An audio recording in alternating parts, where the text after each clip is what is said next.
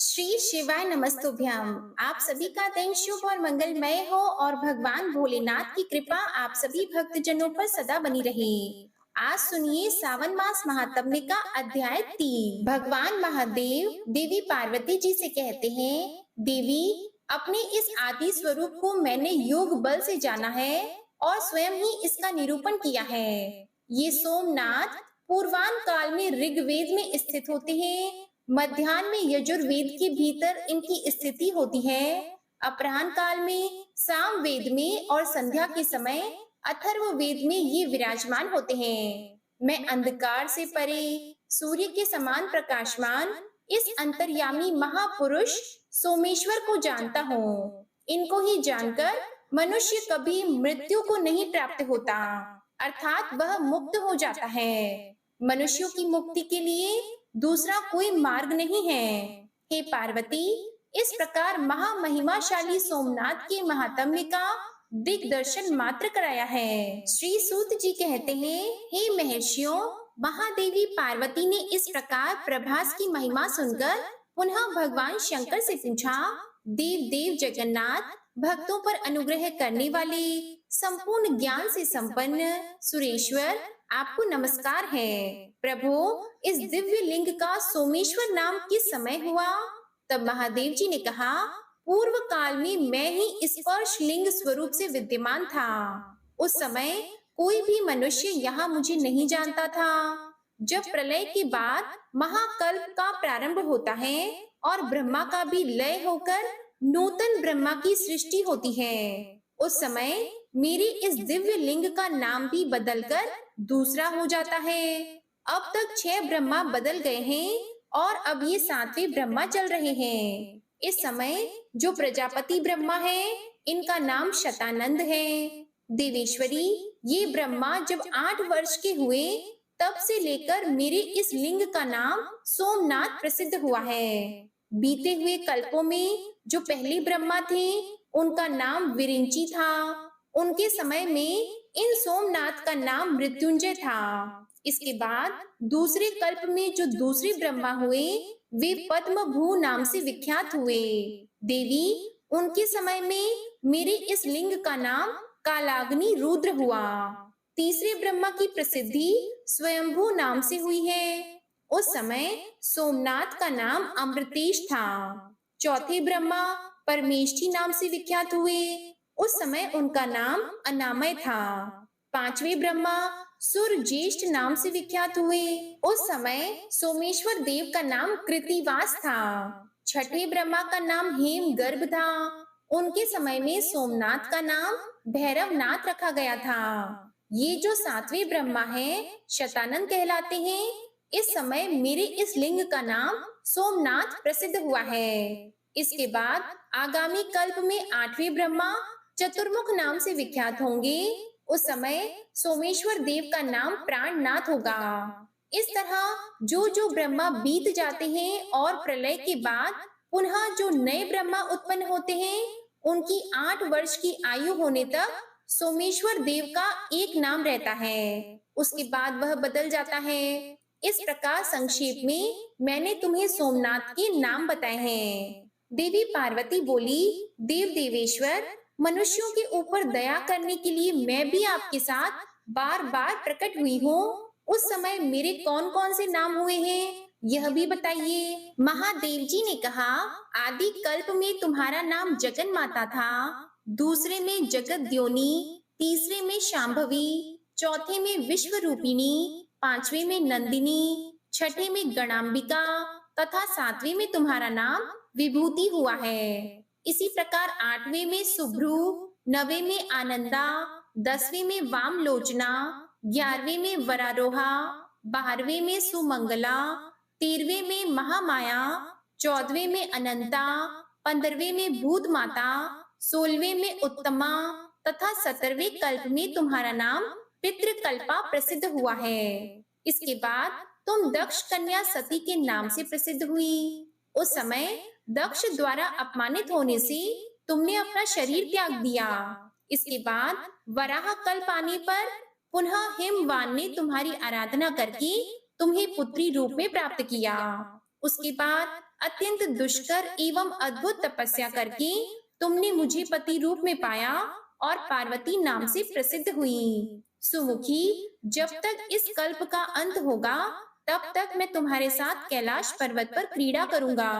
द्वापर में महिषासुर का वध करने के लिए तुम भगवान विष्णु के साथ कृष्ण पिंगला नाम से प्रकट हुई। तब से कात्यायनी और दुर्गा आदि विविध नामों से तुम 9 कोटि भेद के साथ वसुधा तल पर प्रकट हुई। सुंदरी, पूर्व काल में जो तुम्हारे कल्प अनुसार नाम थे तथा जो भूत भविष्य एवं वर्तमान में तुम्हारे नाम थे, होंगे और हैं, वे सब नाम मैंने बता दिए। उन्हें इसी प्रकार जानना चाहिए। शतानंद नाम से विख्यात जो ये ब्रह्मा जी हैं, उनके 8वें वर्ष में जो पहले मनु हुए थे और उस मनवंतर में जो प्रथम चंद्रमा थे, वे लक्ष्मी और कौस्तुभ मणि आदि के साथ समुद्र से प्रकट हुए।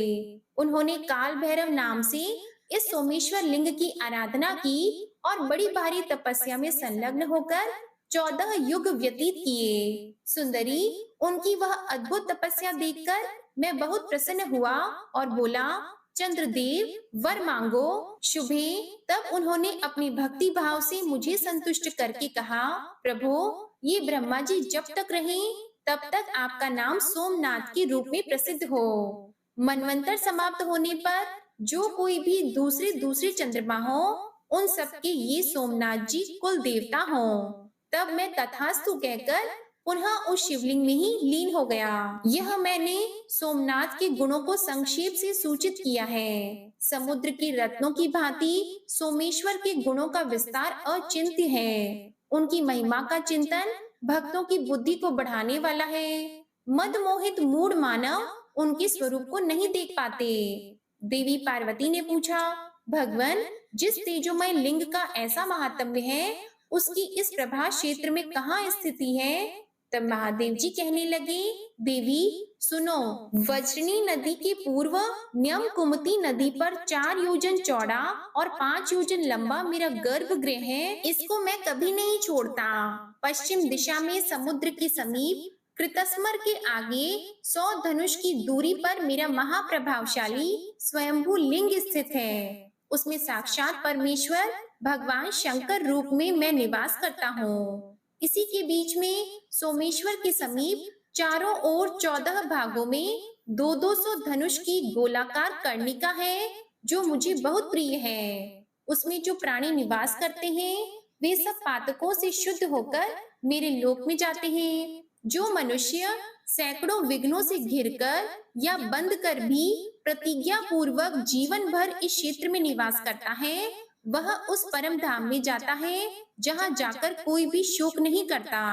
जो प्रभास क्षेत्र में मरता है, वह यमलोक में नहीं जाता है।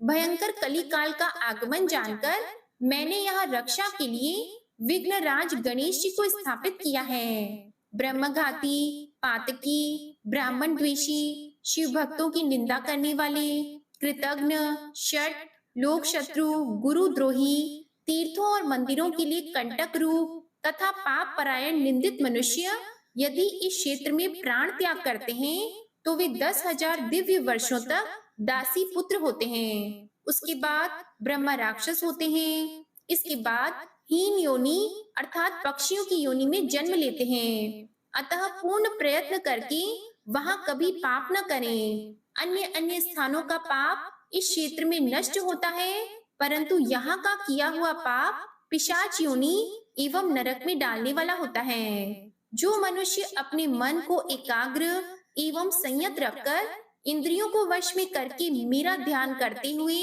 यहाँ शतरुद्रीय का जप करते हैं, वे निसंदेह सिद्ध होते हैं। यदि कोई मनुष्य उत्तम प्रभास क्षेत्र को जाए, तो उसे ऐसा प्रयत्न करना चाहिए जिससे वह फिर वहां से बाहर न जाए।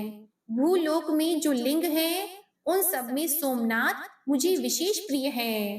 देवी, इस दिव्य लिंग में जो गुण है, वे मुझे ही ज्ञात हैं। उन्हें मैं ही जानता हूँ, दूसरा कोई किसी प्रकार भी नहीं जानता। जिस समय न ब्रह्मा थे, न भूमि थी, न सूर्य थे और न यह संपूर्ण जगत था, उस समय ब्रह्मा जी के प्रलय काल में यह दिव्य लिंग भाविनी वृत्ति का आश्रय लेकर अर्थात भविष्य में मुझे यहाँ प्रकट होना है, ऐसी भावना रखकर इस स्थान की रक्षा करता रहा। प्रभास में निवास करने वाले ये मानव धन्य हैं, जो संसार का भय दूर करने वाले भगवान सोमनाथ का दर्शन करते हैं। देवी, जो मनुष्य शुद्ध चित्त होकर सोमनाथ का स्मरण करेंगे, उनके संपूर्ण पापों का नाश हो जाएगा। यह पवित्र क्षेत्र मुझे सदैव अत्यंत प्रिय है।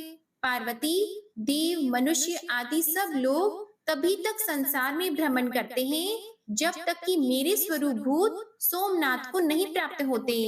यह प्रभास क्षेत्र मोक्ष धाम कहा गया है। इस प्रकार मैंने तुम्हारी जानकारी के लिए सोमनाथ के महान भाव का वर्णन किया है। जो मनुष्य सदा इसका पाठ करेंगे, वे मुझ चंद्रमौली शिव के धाम में जाएंगे। देवी, जो भक्तजन सोमेश्वर देव की शरण में जाते हैं, वे इस भयंकर संसार चक्र में फिर नहीं भटकते। जय भोलेनाथ। आज का अध्याय यही समाप्त हुआ। इसके आगे का वृतांत आप अगले अध्याय में सुनिएगा। प्रिय भक्तजनों, अब आप सुनिए भगवान भोलेनाथ की कथा। एक समय माता पार्वती ने भगवान शिव से 2 प्रश्न पूछे। पहला प्रश्न, क्या पत्नी को पति के साथ भोजन करना चाहिए या फिर पति से पहले ही भोजन कर लेना चाहिए? दूसरा प्रश्न, ऐसा कौन सा पाप है जिसे करने से स्त्री नरक में जाती है? तब भगवान शिव ने माता पार्वती के इन प्रश्नों का जो भी उत्तर दिया, उसके बारे में जानते हैं आज की इस कथा में। यह कथा एक समय भगवान शिव ने लोकहित के लिए माता पार्वती को सुनाई थी, जिसके अनुरूप यदि व्यक्ति आचरण करेगा तो वह निश्चित ही अपने सभी दुखों से पार पा जाएगा। इस कथा को कहने, सुनने और हुंकारा भरने वाले सभी भक्तों का जीवन आनंद से भर जाएगा।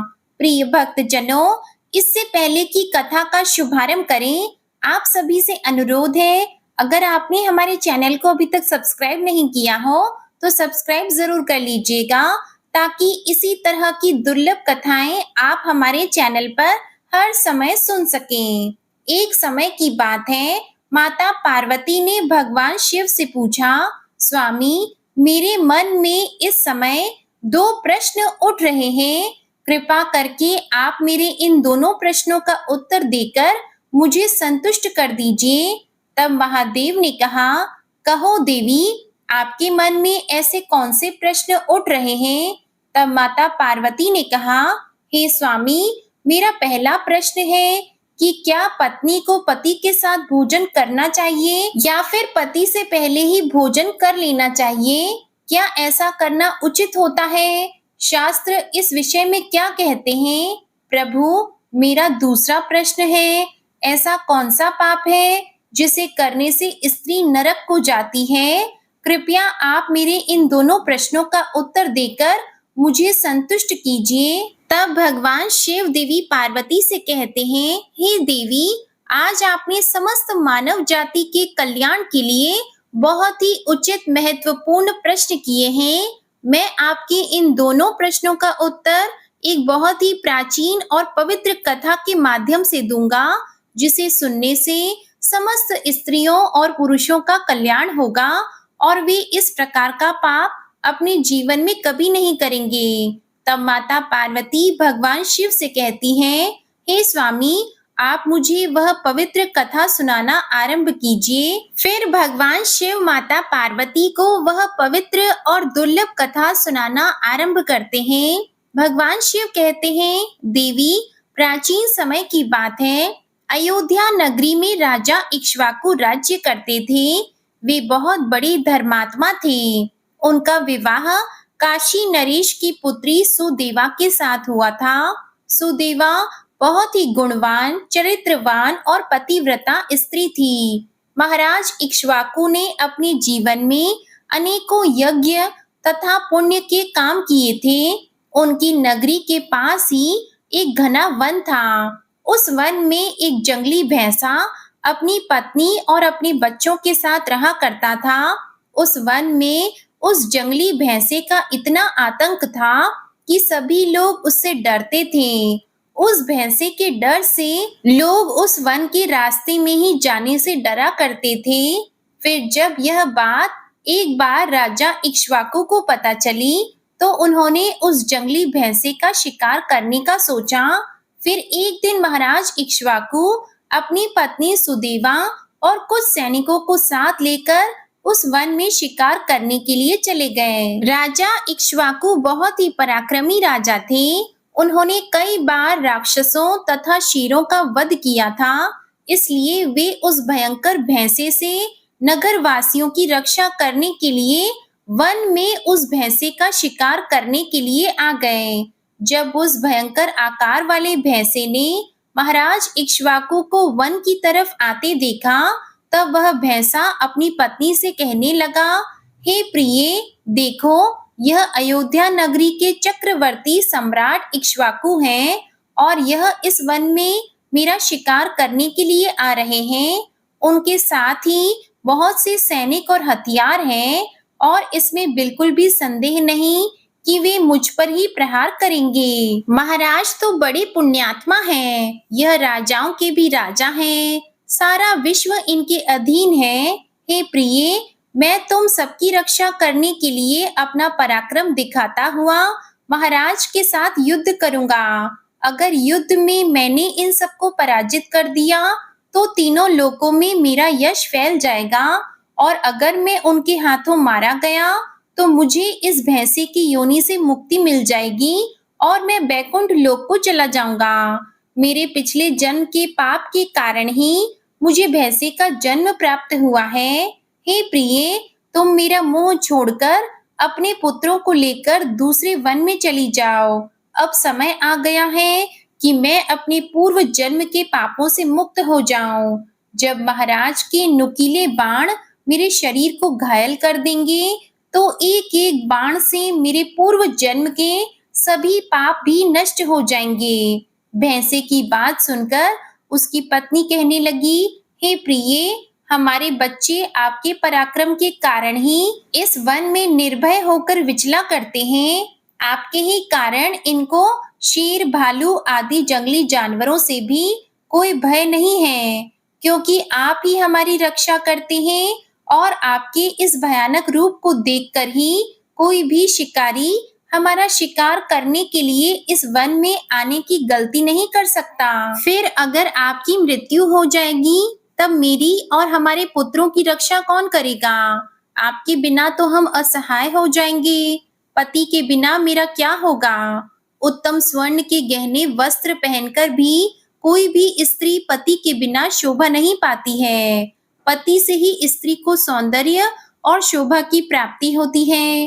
हे प्रिये, आपके बिना तो मेरा जीवन भी नष्ट हो जाएगा और मैं आपके बगैर जीवित भी नहीं रह सकती। मैं सच कहती हूँ, आपके साथ अगर मुझे नरक में भी डाल दिया जाए, तो भी मैं खुशी खुशी आपके साथ चली जाऊंगी। इसलिए आप महाराज के सामने मत जाइए, आप भी हमारे साथ दूसरे वन को चलिए, हम वहीं छिपकर रह लेंगे। आप जीवन की इच्छा छोड़कर अपनी पत्नी और पुत्रों को अकेला छोड़कर जा रहे हो, इससे भला आपको क्या लाभ होगा?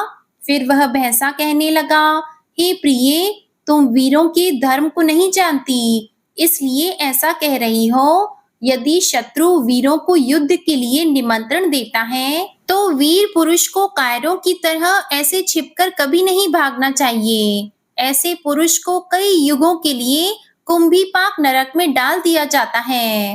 वीर पुरुष अगर शत्रु का सामना करता है और लड़ते हुए वीर गति को प्राप्त होता है, तो उसी मृत्यु के बाद दिव्य लोकों की प्राप्ति होती है। आज महाराज इक्ष्वाकु मुझसे युद्ध करने के लिए आए हैं।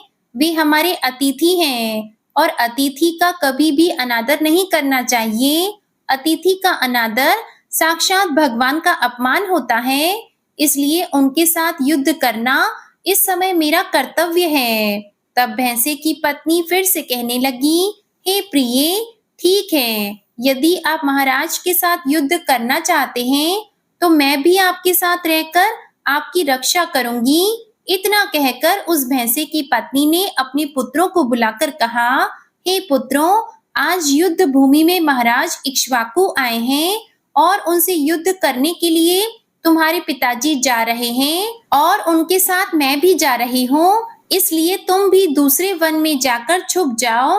महाराज इक्ष्वाकु बड़े शूरवीर हैं, वे इस युद्ध में हमारा संहार कर डालेंगे, इसलिए तुम यहाँ से भाग जाओ और अपने प्राण बचाओ।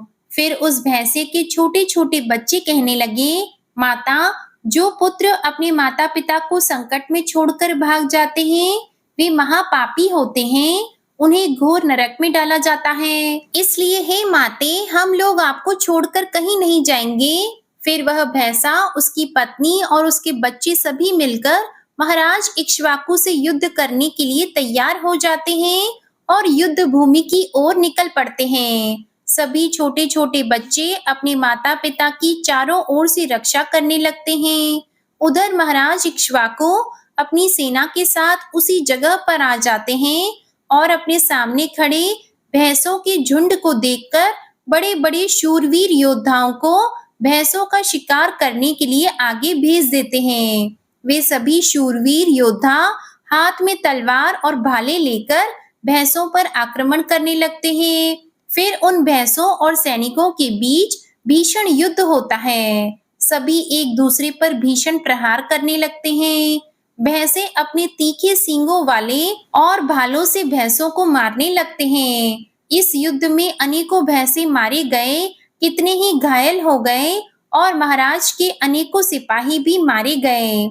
युद्ध के मैदान में अब केवल वह भैंसा, उसकी पत्नी और 3 पुत्र ही शेष बचे थे। अपने सभी पुत्रों को मरा हुआ देखकर भैंसे की पत्नी डर गई और अपने पति से कहने लगी, हे प्रिय, मुझे और इन बच्चों को लेकर यहाँ से जल्दी चलो, नहीं तो हमारा वंश नष्ट हो जाएगा। हम सभी अपने प्राण बचाकर यहाँ से भाग चलते हैं, नहीं तो महाराज हम सभी को मार डालेंगे। फिर भैंसा कहने लगा, हे प्रिय, 2 शेरों के बीच में एक भैंसा पानी पी सकता है, परंतु 2 भैंसों के बीच एक शेर पानी नहीं पी सकता। भैंसा जाति में ऐसा बल देखा जाता है, इसी कारण जंगली भैंसों से सभी भयभीत हो जाते हैं। प्रिय, अगर इस समय मैं मृत्यु के भय से भाग जाऊंगा तो मेरी भैंसे जाति की प्रसिद्धि नष्ट हो जाएगी, इसलिए तुम हमारे बच्चों को लेकर यहाँ से चले जाओ और सुखपूर्वक अपना जीवन व्यतीत करो। यह सुनकर भैंसे की पत्नी कहने लगी, प्रिय, मैं आपसे बहुत प्रेम करती हूँ, आपने मेरी रक्षा करके मेरे मन को जीत लिया है, आपसे मेरा मोह कभी नहीं छूटेगा, इसलिए मैं अपने पुत्रों के साथ आपके सामने ही प्राण त्याग दूंगी, किंतु आपको अकेला छोड़कर नहीं जाऊंगी। फिर वह भैंसा और उसकी पत्नी दोनों ही महाराज इक्ष्वाकु से युद्ध के लिए आगे जाते हैं। वह भैंसा भयंकर गर्जना करता हुआ महाराज को युद्ध के लिए ललकारता है। वह भैंसा उनके सामने आए बड़े-बड़े वीर योद्धाओं को अपने नुकीलों सींगों से तिनके की तरह उठाकर फेंक देता है। अपने सैनिकों को मरता हुआ देखकर महाराज को भी क्रोध आ जाता है और फिर वह अपना धनुष उठाकर उस भैंसे पर ही बड़ी ही तेज गति से बाण चलाते हैं। बाण जाकर सीधा उस भैंसे के शरीर में घुस जाता है और वह भैंसा जमीन पर ही गिर जाता है। फिर महाराज उस पर प्रहार करते हैं और उस भैंसे को मार डालते हैं। तब महाराज के सैनिक भाले लेकर उस भैंसे की पत्नी को मारने के लिए उसकी ओर जाने लगते हैं। भैंसे की पत्नी अपने बच्चों के सामने खड़ी हो जाती है और बच्चों से कहती है, बच्चों, जब तक मैं यहाँ पर खड़ी हूँ, तुम यहाँ से भाग जाओ। फिर भैंसे का बड़ा बेटा कहने लगा, हे माते, अपने प्राणों के भय से मैं आपको मरने के लिए छोड़कर कैसे भाग जाऊं? अगर मैं ऐसा करूं तो मुझ पर धिक्कार है। मैं युद्ध में शत्रु को परास्त करूंगा। तुम अपने बाकी पुत्रों को लेकर यहाँ से चली जाओ। लेकिन उसकी माँ ने कहा, हे पुत्र, मैं तुझे अकेला छोड़कर कैसे चली जाऊं? तब तक राजा के सैनिक उन भैंसों के पास आ गए और उन पर प्रहार करने लगे। भैंसे का बड़ा बेटा युद्ध करता हुआ अनेक सैनिकों को मार गिराता है। तब महाराज आगे आकर उस भैंसे के बड़े बेटे को भी मार गिराते हैं। अपने पुत्र को इस प्रकार मरा हुआ देखकर भैंसे की पत्नी को अत्यंत क्रोध आया और फिर वह अपने नुकीले सींग से राजा पर प्रहार करने लगी। उसने भी अनेकों सैनिकों को मार डाला। इस घटना को महारानी सुदेवा देख रही थी। तब वह राजा से कहने लगी, स्वामी, उस भैंसे की पत्नी आपके सैनिकों को मार रही है, आप आगे जाकर उसका वध क्यों नहीं कर देते? महाराज कहते हैं, हे प्रिय, यह एक स्त्री है और मेरा यह वचन है कि मैं स्त्री का वध नहीं करूंगा। स्त्री का वध करने से महापाप लगता है, इसलिए मैं उसे नहीं मार सकता। इतना कहकर महाराज इक्ष्वाकु चुप हो गए।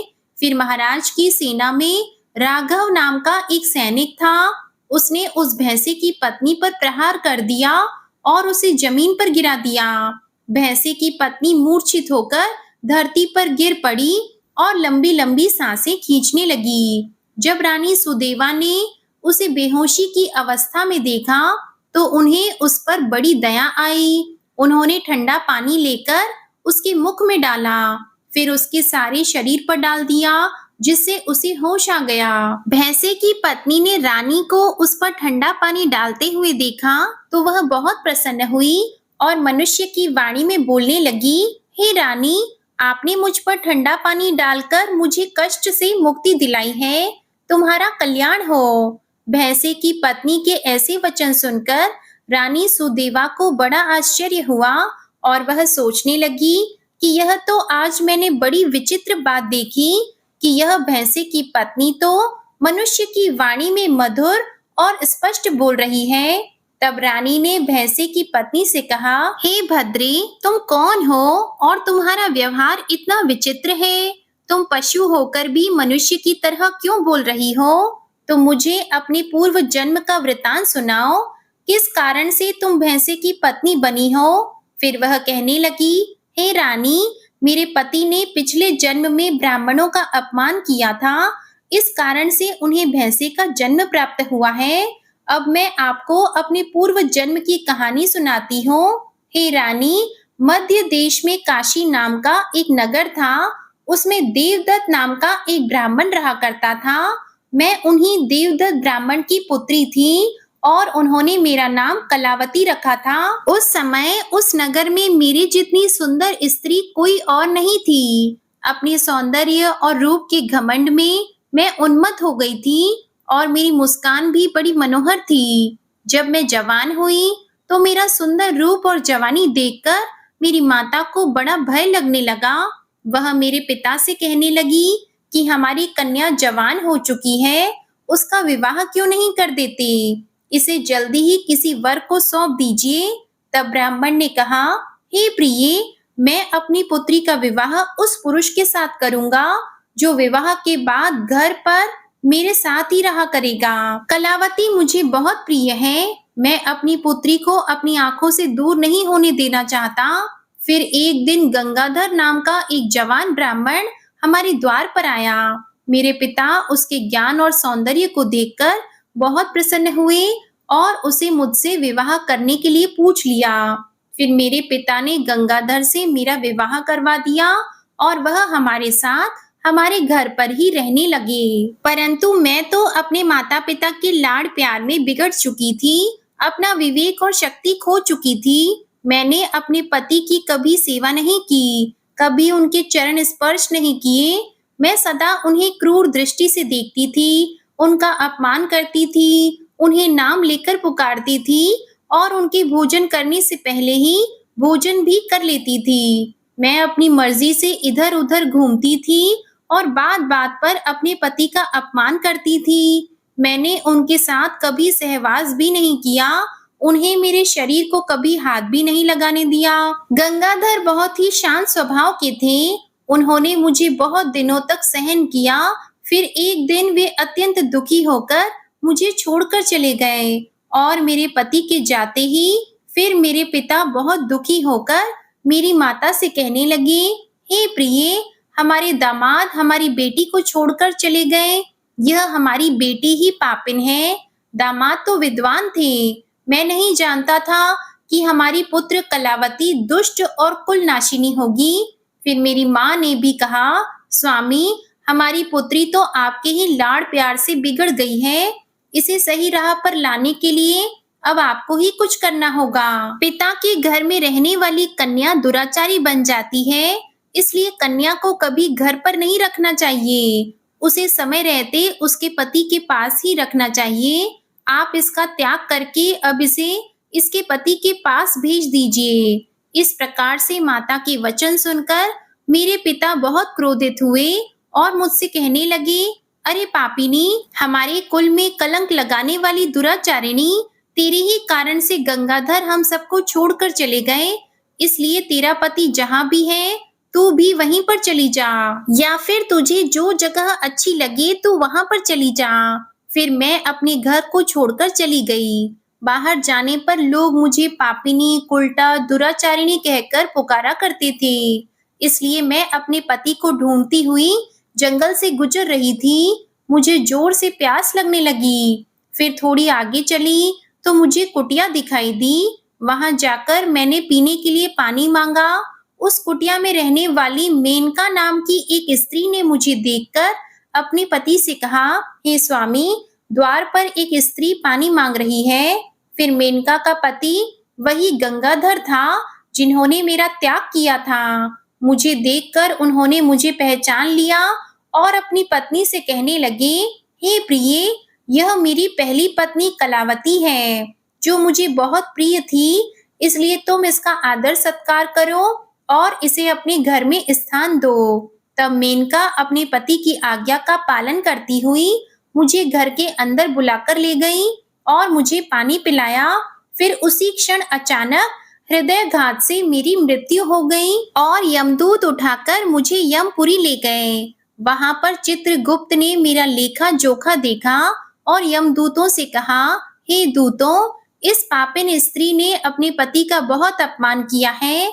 यह पति से पहले ही भोजन कर लेती थी, अपने पति का नाम लेकर पुकारती थी और उससे घर का काम करवाती थी। इसलिए इस पापिन को ले जाकर नरक में डाल दो। तब यमदूत मुझे नरक में ले गए और उन्होंने मुझे जलते हुए अंगारों में डाल दिया और लोहे का जलता हुआ पुरुष बनाकर मुझे उसे आलिंगन करवाया। वहां मुझे नरक में अनेक वर्षों तक कष्ट भोगने पड़े।